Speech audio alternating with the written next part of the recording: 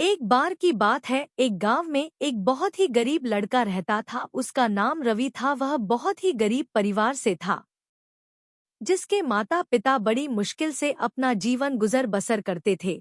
इस तरह वह बस किसी तरह से लोगों से मांग कर या मेहनत करके खाना खा लेता था और लोग उसकी गरीबी को देखकर उसे कुछ पैसे या खाना दे दिया करते थे। पर रवि बहुत ही ज्यादा मेहनती था और अक्सर लोगों की मदद भी करता था। अंधे और असहाय व्यक्तियों को सड़क पार करा दिया करता था तो प्यासे को पानी पिला दिया करता था, जिस कारण से उसके आसपास के लोग उससे काफी प्रभावित भी होते थे। वह हर रोज मेहनत करता था। वैसे तो उसके पास कोई भी काम नहीं था, पर वह लोगों के पास जाकर काम मांगता था और जो भी काम उसे दिया जाता था वे उस काम को अच्छे से किया करता था और रवि को कुछ पैसे मिल जाया करते थे और जिससे वह अपनी पढ़ाई को कर लिया करता था। एक दिन की बात है, रवि के घर के पास से के महात्मा गुजरे जिनके आंखों में तेज था। उनको बहुत तेज प्यास लगी थी और फिर रवि के घर के पास आकर रवि से पानी मांगते हैं, जिसके बाद रवि आदत के अनुसार वह घर में से तुरंत पानी लेकर आया और महात्मा जी को पानी पीने के लिए दे दिया।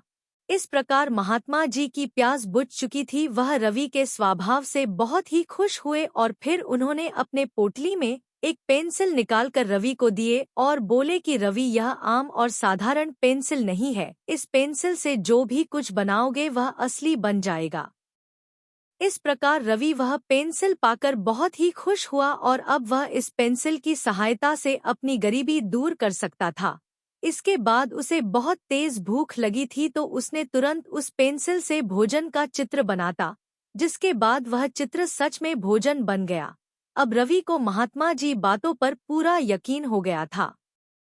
धीरे धीरे इस तरह रवि अपने जरूरत की चीजों को बनाता रहा और फिर गरीब से अमीर बन गया और फिर उस पेंसिल से लोगों की जरूरत की चीजें बनाकर मदद भी करने लगा था, जिसके बाद यह बात पूरे गांव में फैल जाती है और इस तरह बात वहां के राजा को पता चल जाती है, जिसकी वजह से रवि को राजा के दरबार में बुलाया जाता है और कहा जाता है कि आपको राजा के लिए वहां पर हीरे और मोती बनाने हैं।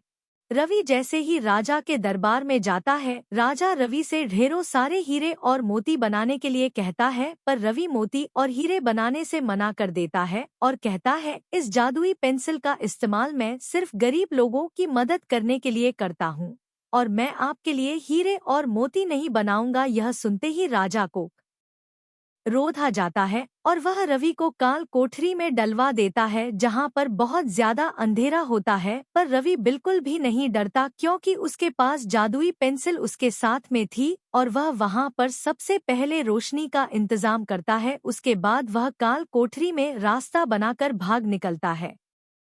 इस तरह से रवि काल कोठरी से निकलने के बाद बहुत से गरीब लोगों की मदद करता है और उनके लिए जरूरत का सामान बनाकर उन्हें हमेशा देता रहता है। इस तरह से सभी गरीब लोग अपने पैरों पर खड़े हो जाते हैं और अपना खुद का व्यवसाय शुरू कर देते हैं, जिससे अब उन्हें कभी भी किसी के सामने हाथ फैलाने की जरूरत नहीं पड़ती।